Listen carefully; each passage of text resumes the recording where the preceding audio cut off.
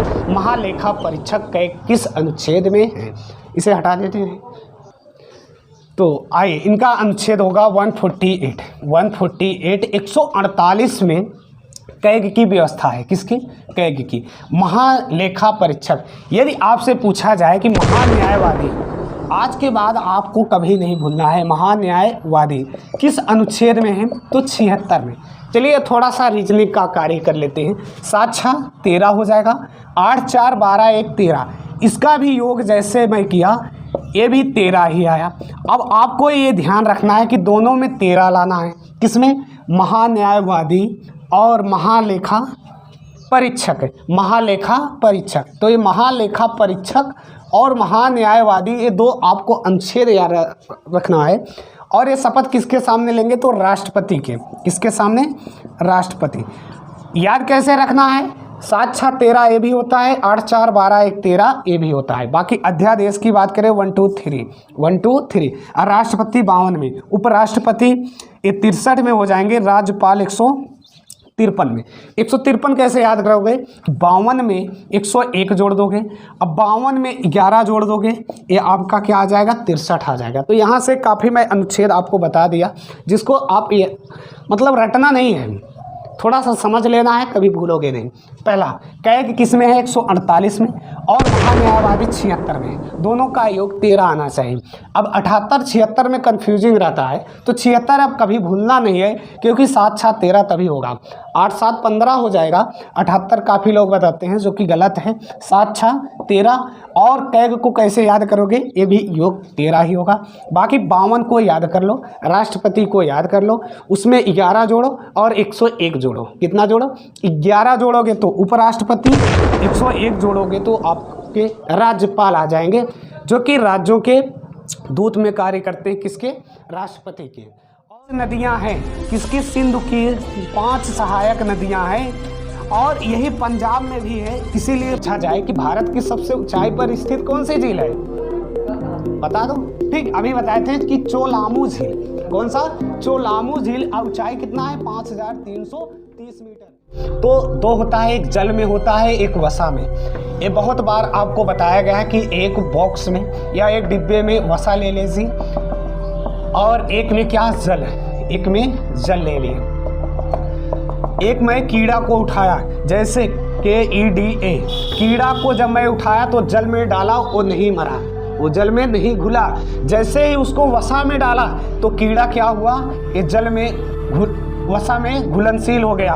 और इसके अलावा जो विटामिन के नाम होते हैं वो होता है ABCDE, मतलब ये विटामिन के नाम है। कौन कौन से?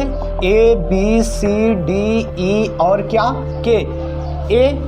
ए की कमी से कौन सा रोग? रतौंधी। बी से बेरीबेरी, सी से स्कर्वी, डी से रिकेट्स, ई से प्रजनन क्षमता, इसे सौंदर्य का विटामिन भी कहा जाता है, और के की कमी से रक्त का थक्का न बनना।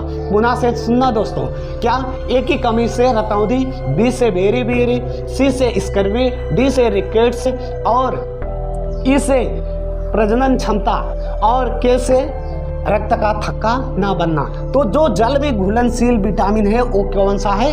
BC है, और जो वसा में घुलनशील विटामिन है वो KEDA है। अब इसका अर्थ समझ लो कि कीड़ा वसा में घुलनशील हो गया, जबकि जल में वो चलता रहा। ये जल में नहीं घुला, तो इसे सिर्फ याद करने का एक ट्रिक है, बाकी कुछ है नहीं। तो जल में घुलनशील विटामिन कौन सा है? तो BC लिख लो। क्या लिख लोगे?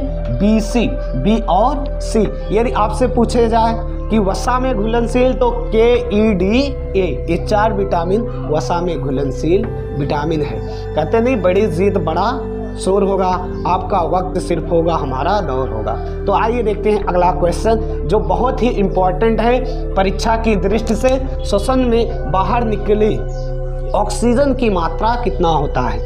तो श्वसन में बाहर निकली ऑक्सीजन की मात्रा होता है 17%। कितना होता है? 17%। परम आंसर होगा, छाप लीजिए। श्वसन में बाहर निकली ऑक्सीजन की मात्रा 17% होती है। अब पूछा जाए कि गुरुजी अंदर कितना होता है, तो अंदर 21% होता है, क्योंकि हमारे जब आप सांस लेते हो, जैसे मैं सांस लिया, तो उसके साथ ऑक्सीजन 100% नहीं जाता है, जो वायुमंडल में गैस उपस्थित है वही सब जाएगा। जैसे 78% नाइट्रोजन होता है और 21% लगभग क्या होता है, ऑक्सीजन होता है, बाकी अन्य गैसें होता है, उसी में कार्बन डाइऑक्साइड भी आता है। ये तो अंदर के जब सांस लिए, जैसे ही सांस लिए, सांस लेना क्या हुआ, सांस लेना और श्वसन अंदर की क्रिया होता है, जिससे ऑक्सीकरण होता है, वो श्वसन कहलाता है। तो अंदर गया, अंदर इतना गया, बाहर क्या निकलेगा, बाहर निकलेगा 17% ऑक्सीजन, 17% ऑक्सीजन बाहर हो गया, अब प्लस जितना नाइट्रोजन था वो भी बाहर हो गया 78%, अब प्लस कार्बन डाइऑक्साइड लगभग 4% ही बाहर हो गया। कार्बन डाइऑक्साइड कितने परसेंटेज, 4% बाहर हुआ। तो श्वसन जब क्रिया हुआ तो बाहर निकली ऑक्सीजन की मात्रा कितनी है, 17%। यदि श्वसन करते हैं तो ऑक्सीजन की मात्रा कितनी होती है, 21%। कभी आप ये नहीं सोचे हो, जब कोई बीमार होता है तो हॉस्पिटल में जाता है तो उसे डायरेक्ट देखो क्या ऑक्सीजन का बोतला लगा देते हैं, बाकी आम आदमी लोग तो ऐसे ही सांस लेते हैं, उन्हें क्यों दिक्कत नहीं होता है, क्योंकि उनका ये सिस्टम सही है और वो सिर्फ 21% सांस को ग्रहण करता है। वहाँ जो हॉस्पिटल में जाता है तो उससे क्या 100% ऑक्सीजन मिलने लगता है, 90% डायरेक्ट दिया जाता है। कभी ये नहीं सोचे कि क्या कहते हैं कि बाहर भी तो ऑक्सीजन है, कि बाहर नहीं मरीज को छोड़ देते हैं, यहाँ छोड़ेंगे तो सिर्फ 21% पाएगा, क्योंकि उन्हें ज़रूरत ज़्यादा है मरीज को। ठीक, तो ये बात समझ गए ना। तो श्वसन में बाहर निकली ऑक्सीजन की मात्रा कितना है, 17%, और अंदर कितना करते हो, 21%। आइए अगले क्वेश्चन पर चलते हैं, इसे हटा देते हैं। तो ईस्ट किस प्रकार का जीव है, तो ये परम आंसर होगा मृतोपजीवी या मृतजीवी बोलोगे, मृतोपजीवी या मृतजीवी।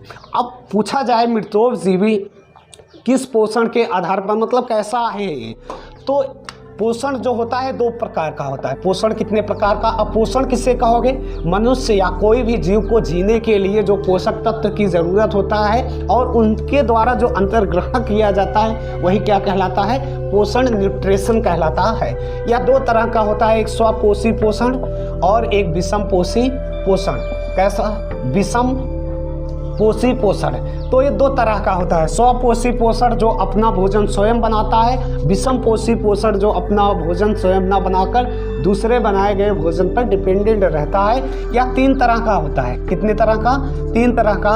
एक होता है अभी जो मैंने बताया मृतजीवी या मृतोपजीवी, और एक परजीवी होता है, और एक प्राणी समपोषी, प्राणी समपोषी होता है। तो ये 3 तरह का होता है। यदि इसका एग्जाम्पल देखोगे तो मृतोपजीवी में एक ईस्ट ही आ गया, ईस्ट, कवक,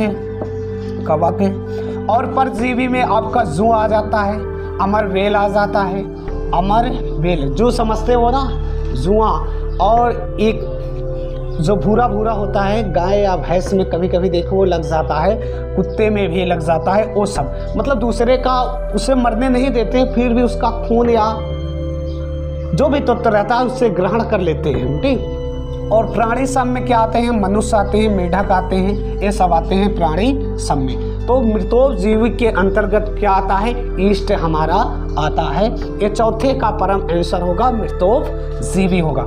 अगला क्वेश्चन है, वह कौन सा महाद्वीप है जहाँ एक भी देश नहीं है, तो 0.4 कितना होता है, 7.4।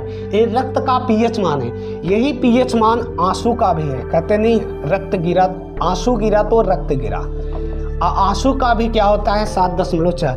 पीएच पैमाने के खोज किसने किया था दोस्तों, तो सारेंसन ने। कौन किया था, सारेंसन ने। तो सारेंसन ने पीएच मान की खोज किया था।